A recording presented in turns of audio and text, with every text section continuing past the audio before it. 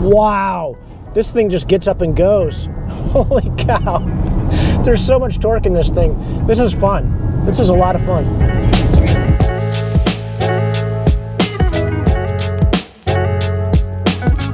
Holy moly. Hey everyone, my name is Scott, founder and author of DriveAndReview.com, and I am sitting in a 2021 Ford Mach E. Now, this is cool. I'm just gathering my thoughts here. I've only been in this thing for about 5 minutes, and this is insane. So yeah, I'm kind of on the fence with this whole Mustang naming thing.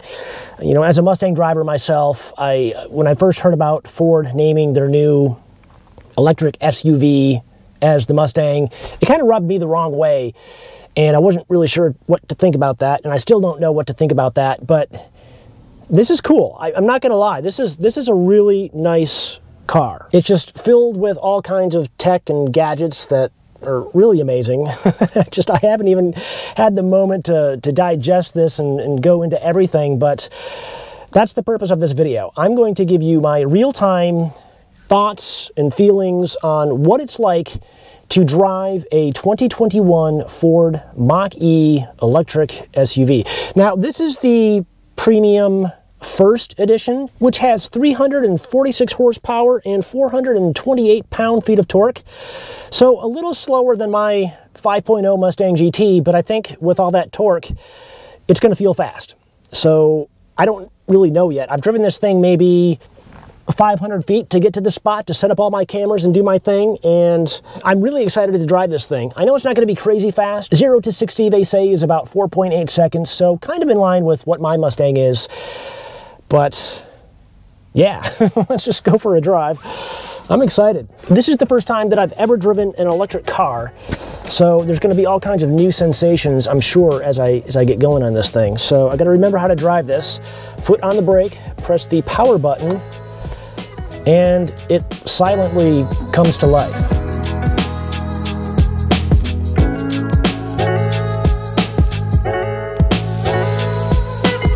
And I will say that this is sensation overload. It's got a huge panoramic sunroof that I'm going to need to check out later, but I need to concentrate. Let's just, okay, foot on the brake, turn the knob here, get into reverse. And the weird thing about this that it's going to take some getting used to is that you can't just let off the brake and the car starts moving. You actually have to apply some throttle. So that's a little bit different. And combined with the fact that I'm in an area where I'm not quite familiar with the roads, this is going to take a minute to get situated. Wow. So you let off the throttle and the car just comes to a stop. You don't have to use the brake, which is weird. I'm not sure if I like that yet or not. Wow, I don't even have to use the brake. This is really cool. I did not even use the brake on that stop. Hit the throttle here. Completely quiet.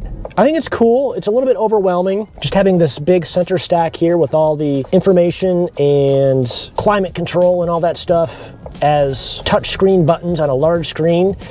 That's going to take some getting used to. It's just not all that intuitive quite yet. And I think I'd prefer to have actual tactile buttons, which will allow me to keep my eyes on the road, and I can just reach down and just make some adjustments this way. So the only button that I've found so far is the volume button for the stereo, but I'm not going to be using that.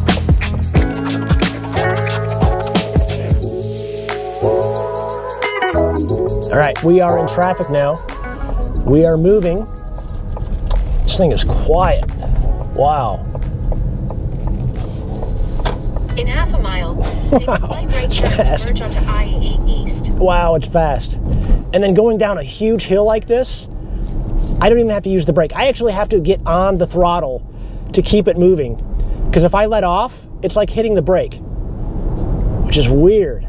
And I can already feel the lane assist mechanism kicking in. So every time I approach the edge of the lane, it kind of boots me back over.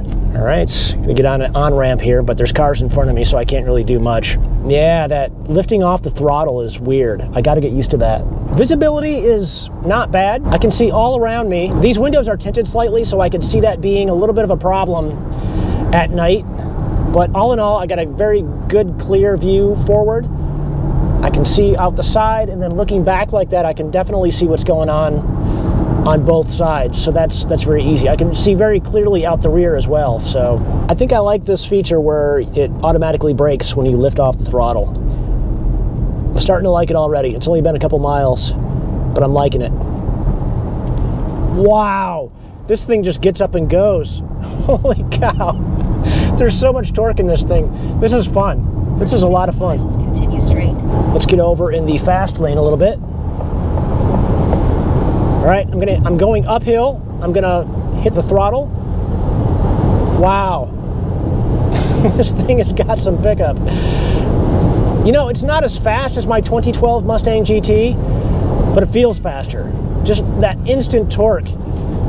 That's fun. All right, well, I am satisfied with what it does on the freeway, but I am headed up to some twisty mountain roads right now, and I think that's going to be the ultimate test as to what this thing is capable of. I know it's not a canyon carver. It wasn't built for that sort of thing. You know, it's girthy, it's got some size to it, and I'm curious to see how it does in some fast, sweeping corners. Let's see what it does up there.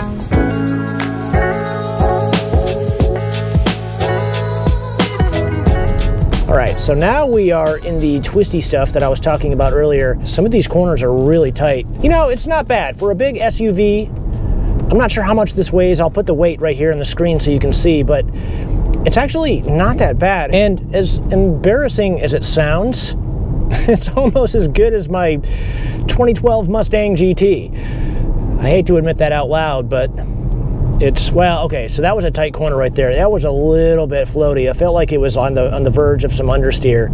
So yeah, my Mustang is better for sure. It's got far better tires on it as well, but you know, this isn't so bad.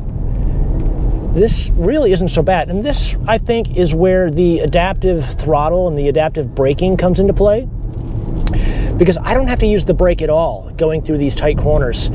Just when you come to a position like this, just let off the gas and the vehicle will slow down automatically. And this is cool. This is really cool. It's not all that vomit inducing as I thought it might be. This is nice.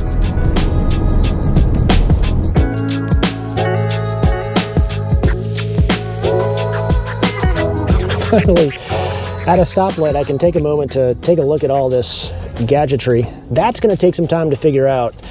But in terms of everything else, it's like a regular car, as you might expect. I mean, you've got the window controls, the seat controls, wireless charging for mobile phones down here. This is, oops. That was interesting. So my foot slipped off the gas there, or the throttle. I got to get that right. And the car didn't move. So that's a neat little feature.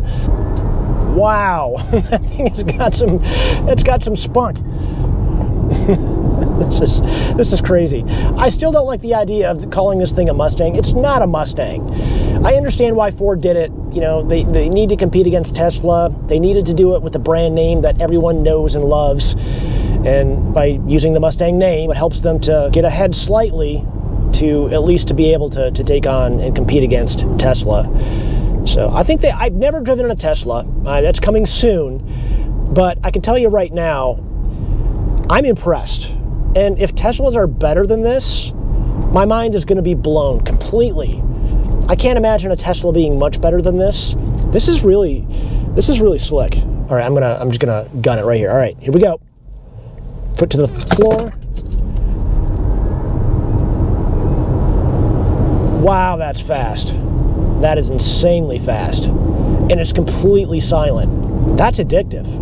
It could be a little faster. I'm not gonna lie. It's not quite as fast as I thought it would be, but it is definitely quick. It'll definitely scoot, and I can't complain. I'm not complaining. I'm not complaining at all.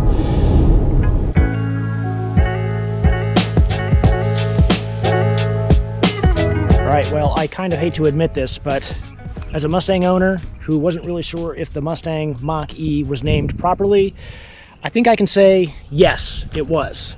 This thing is awesome. It is something that I would consider for a daily driver, but that is pushing it because I would have to have a fun car in the garage as well. This could not be my only fun car. It is fun, it is fast, it handles great. I think it would be a really good daily driver in terms of having the space required and the power required and the comfort required and, you know, all that stuff that's required to be a daily driver, this thing has it. Absolutely has it. And it surprised me. It really, really did. I actually went into this review thinking that maybe it was just going to be, I don't know what it was going to be, but I was not expecting it to be this good.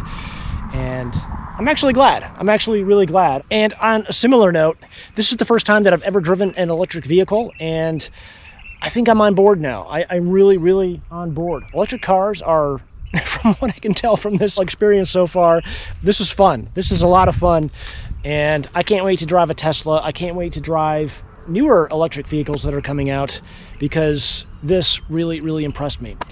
Anyway, that's it for this quick first impressions video. If you're thinking about driving one of these, or if you're thinking about getting one of these, do both, because it's totally worth it. It's worth driving, it's worth getting. If you've got the money, this one's about $50,000, so it's a little spendy, but I think it's worth it. So now that I've said all the really good things about this 2021 Ford Mustang Mach E, the next video is going to be a lot more critical. I'm going to talk about all the things that I don't like, and there are some. It's not a perfect vehicle, and that video will expose all of that. So do stay tuned for that. It's going to be a lot of fun. Thanks for watching, and I'll catch you in the next one.